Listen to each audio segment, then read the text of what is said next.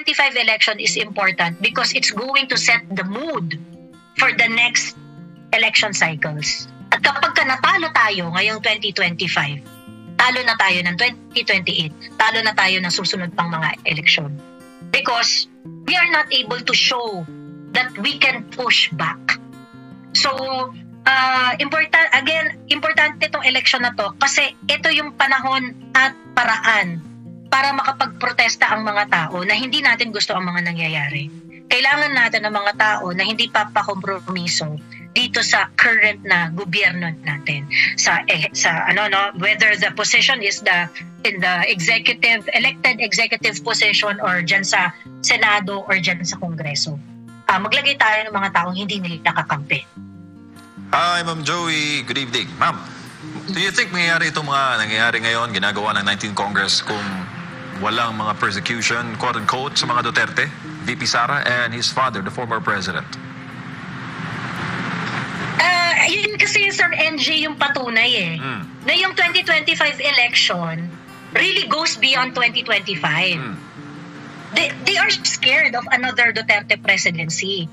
Diba? Yun talaga yan So, kaya nga sabi ko, ako, ipoboto ko yung mga kandidato na aligned dun sa politics ng mga Duterte. Diba? Kasi pagka-align yung politics mo dun sa mga Duterte, definitely, service-oriented yan, concern sa delivery ng mga projects, concern sa welfare ng mga tao. Meron talagang serbisyo na nakakarating sa ordinaryong mamamayan. And so,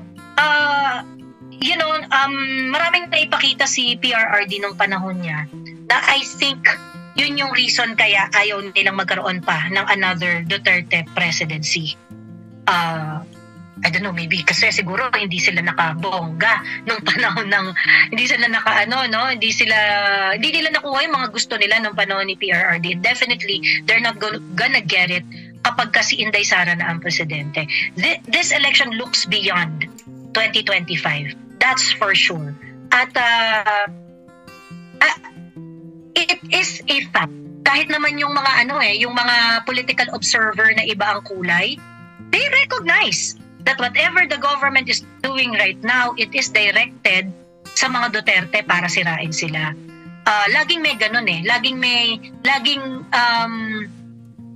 ang layunin ay siraan ang mga Duterte, siraan si PRRD, because they can't afford another Duterte presidency. They cannot thrive if Sara is going to be a president in 2028.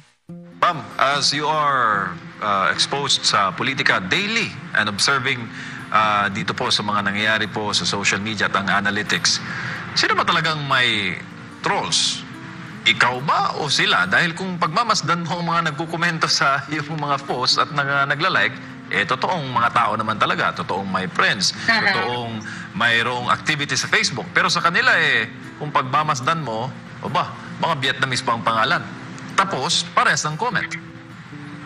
Ayun yung nakakatawa, Sir MJ Kasi ako, I'm not, yung usapan ng mga trolls at saka ng mga fake news. Ito kasi yung problem, they do not really engage in an intelligent conversation itong mga kongresista natin. Yun yung number one problem. So, sasabi nila, gusto nila Dan Fernandez in January, nung papasimula pa lang tong TRICOM na to.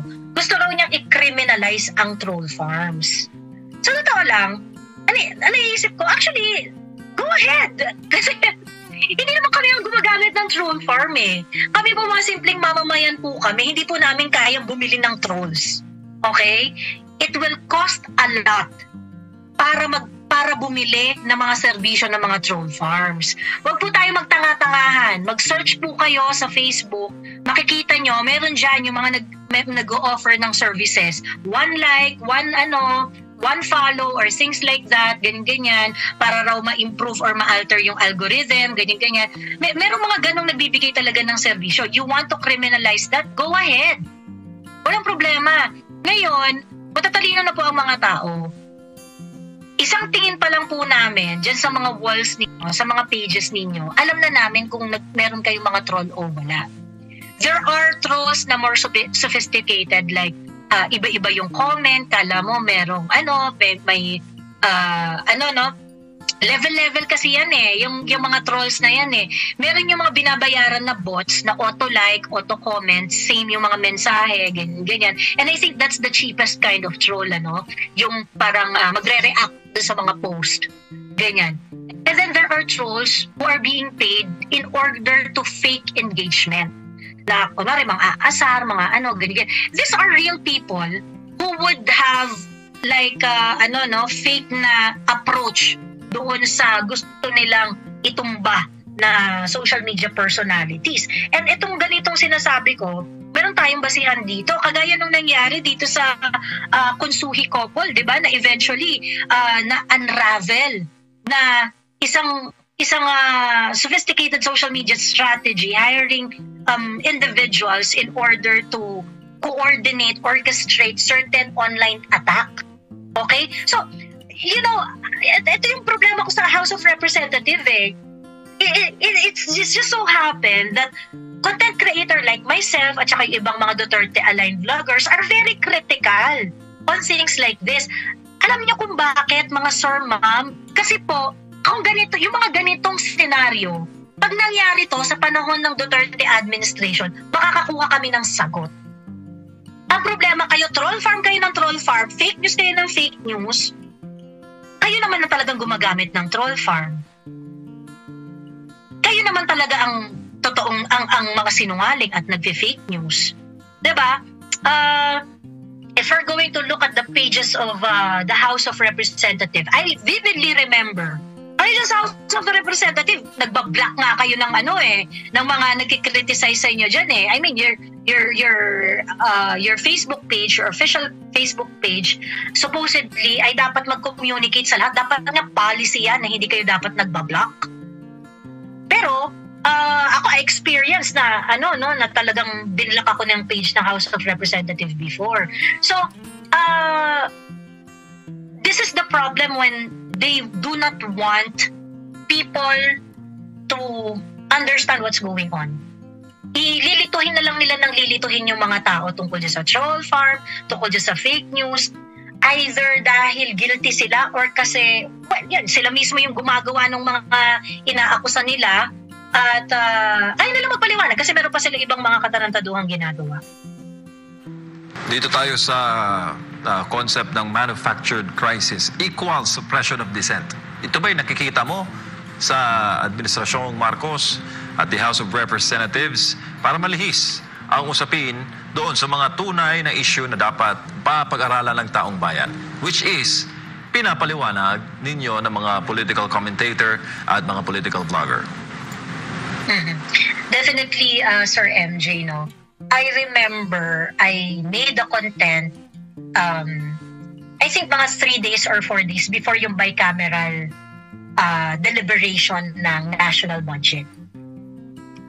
And what I said doon sa content na yon is that, alam naman natin na ang lahat ng nakawan. Doon ipinapasok lahat ng insertion eh. And this is important kasi nga, supposedly dapat ang lahat ng kaperahan ng bayan ay dumadaan sa masusing deliberation ng Kongreso.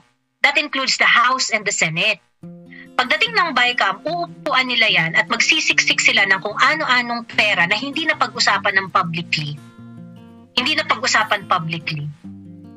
May problema tayo.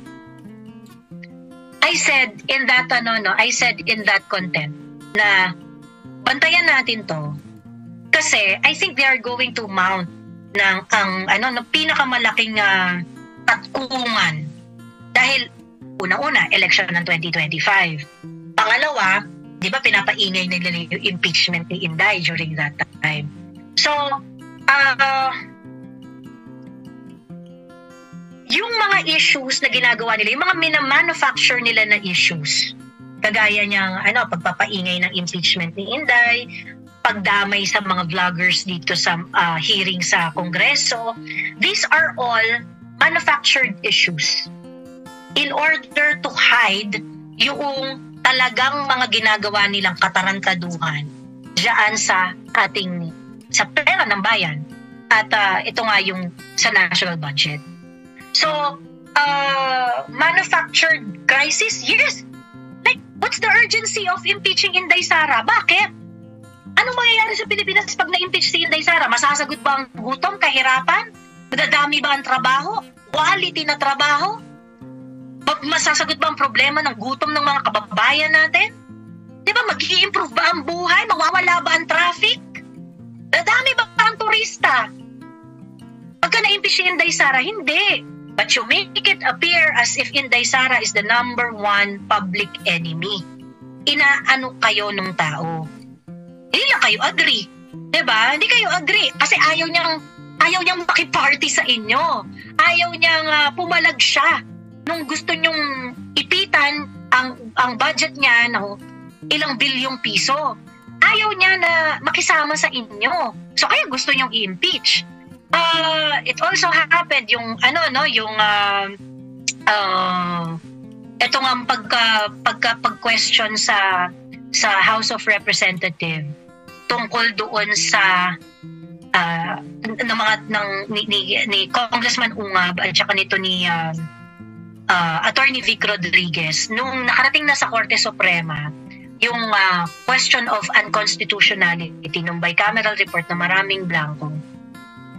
Ano yung mga pinalabas nila ng mga issues after that? The following days, pinaingay nila ulit yung impeachment ni Inday Sara. Pagkatapos, pinaingay nila ulit itong sa mga vloggers. The design is very obvious. Gusto nila na ang impeachment, kunwari, kailangan i-address ang problema na si Sara.